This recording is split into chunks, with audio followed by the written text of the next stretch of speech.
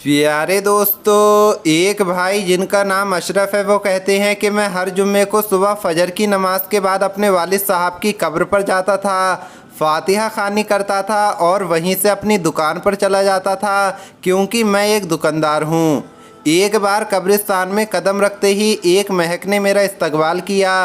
ये खुशबू इससे पहले कभी नहीं सुनी थी और ना कभी महसूस की थी। मुझे कब्रिस्तान में आते हुए काफ़ी वक्त हो गया है, मगर आज मैंने कब्रिस्तान में एक नई खुशबू महसूस की जो मुझे बेचैन कर रही थी। ये खुशबू किसी भी तरह से दुनिया की खुशबू नहीं लग रही थी। बहरहाल मैं अपने वालिद साहब की कब्र पर पहुंचा तो उनसे चंद फासले पर एक नई कब्र बनी हुई थी। ताज़ा फूल और चादर को देखकर लग रहा था कि ये कब्र 2 या 3 दिन पहले बनी होगी। मैं वालिद साहब की कब्र से फारिग होकर जाते वक्त उस कब्र पर खड़ा हो गया और फातिहा खानी करने लगा। मैंने सोचा नई नई कब्र है तो फातिहा पढ़ देता हूँ। फातिहा पढ़ते वक्त मैंने महसूस किया कि खुशबू उसी कब्र से आ रही है। यकीन करने के लिए मैंने उस कब्र की मट्टी उठाई तो एकदम से झटक गया कि कब्र की मट्टी बिल्कुल ठंडी और खुशबूदार थी। बहरहाल मैंने मट्टी को वहीं कब्र पर फेंक दिया और अपनी दुकान पर आ गया। जब दुकान खोली तो पहला ग्राहक आया, उसको सामान दिया तो उसने कहा, अशरफ भाई आज तो बहुत कमाल की खुशबू लगाई है। तो मैंने कहा, कौन सी खुशबू? उसने कहा, अशरफ भाई खुशबू आप लगाते हो और पूछते हमसे हो कि कौन सी खुशबू? लगता है आप हमें बताना नहीं चाहते। ये कहते हुए वो दुकान वाला चला गया। मैंने जब अपने हाथों को सूंघा तो वही खुशबू मेरे हाथ से भी आ रही थी। मैं पूरा दिन उस खुशबू को महसूस करता रहा। हाथ धोने के बावजूद मेरे हाथ से वो खुशबू ख़त्म ना हुई। अगले दिन मैं ना चाहते हुए कब्रिस्तान की तरफ चल दिया। वालिद साहब की कब्र पर फातिहा के बाद उस कब्र पर फातिहा पढ़ी। मैंने सोचा किसकी कब्र है, ये कौन है जो इस कदर नेक है, जिसकी कब्र ठंडी और खुशबूदार है। ऐसा कौन सा काम कर दिया है इसने जो इतना बड़ा इनाम मिला है इसे। मैंने कब्रिस्तान में रहने वाले आदमी से पूछा, ये कब्र किसकी है? तो उसने बताया कि ये एक औरत की कब्र है।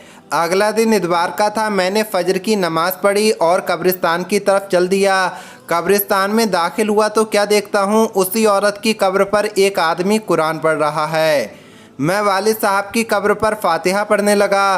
फातिहा के बाद मैंने उस आदमी की तरफ देखा जो अब दुआ मांग रहा था। जैसे ही वो दुआ से फारिग हुआ तो बाहर की तरफ चल पड़ा। उसको बाहर जाता देख मैं भी उसके पीछे पीछे चल दिया। जैसे ही वो गेट से बाहर निकला तो मैंने उसे आवाज़ दी, सर मेरी बात सुनिए। उसने कहा, जी भाई फरमाइए क्या बात है। मैंने कहा, सर मैं माफ़ी चाहता हूँ, मैंने आपको तकलीफ़ दी, मगर मैं आपसे एक बात पूछना चाहता हूँ अगर आप इजाज़त दें। उसने कहा, जी भाई पूछिए क्या बात है। मैंने कहा, दरअसल मैं ये जानना चाहता था कि ये कब्र किसकी है जहाँ आप कुरान पढ़ रहे थे। अगर आप मुनासिब समझे तो आप मुझे बता दें। उसने कहा, आप ये क्यों पूछ रहे हैं? मैंने कहा, दरअसल इस कब्र से आने वाली खुशबू ने मुझे बेचैन कर दिया है। ऐसी खुशबू मैंने आज तक महसूस नहीं की। मुझे ये दुनिया की खुशबू नहीं लगती है। मैं ये जानना चाह रहा था कि कब्र वाले ने ऐसा कौन सा अमल किया है कि कब्र ठंडी और खुशबूदार हो गई। ये सुनकर उस आदमी ने एक लंबी सांस ली और कहा, कब्र ठंडी और खुशबूदार क्यों ना हो, उसने अल्लाह को राज़ी किया है। उस आदमी ने बताया कि ये मेरी बीवी की कब्र है। मैं 4 बहनों का इकलौता भाई हूँ।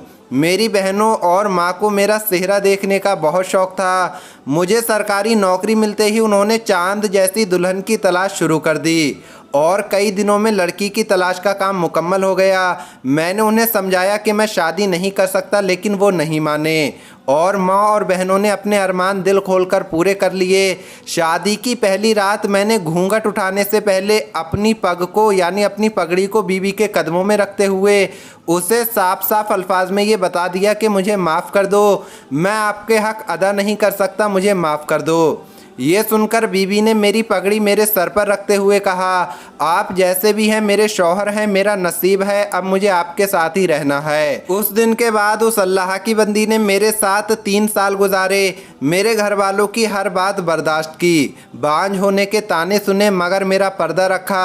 अल्लाह कैसे उसकी कब्र को ठंडा और खुशबूदार क्यों ना करे। उस आदमी की तमाम बात सुनकर उस औरत पर रश्क आने लगा जिसने दुनिया में सब्र किया और आला मकाम हासिल हासिल किया। आजकल के दौर में कुछ भी हासिल करना मुश्किल है क्या? औरत ज़रा सी अगर बीमार हो जाए तो बाज़ जाहिल मर्द ऐसे होते हैं जो हलाल और हराम की तमीज़ किए बगैर अपने जिस्म की ख्वाहिश के लिए कुछ भी कर बैठते हैं, नाजायज़ औरतों से ताल्लुक़ बनाते हैं। और इसी तरह बीवी भी थोड़ा सा फ़र्क लगने पर भी शौहर को खरी खरी सुना देती है। शौहर बीमार हो तो ताल्लुक़ तक ख़त्म कर देती है। मुआशरा ऐसी मिसालों से भरा पड़ा है, सब्र का दामन हमने छोड़ दिया है। अल्लाह पाक से दुआ है कि अल्लाह हमें और आपको दीन समझने और उस पर अमल करने की तौफीक अता फ़रमाए, बुराई से बचने और बचाने की तौफीक अता फ़रमाए। आमीन अल्लाहुम्मा आमीन। आज की इस वीडियो में इतना ही। अल्लाह हाफिज़।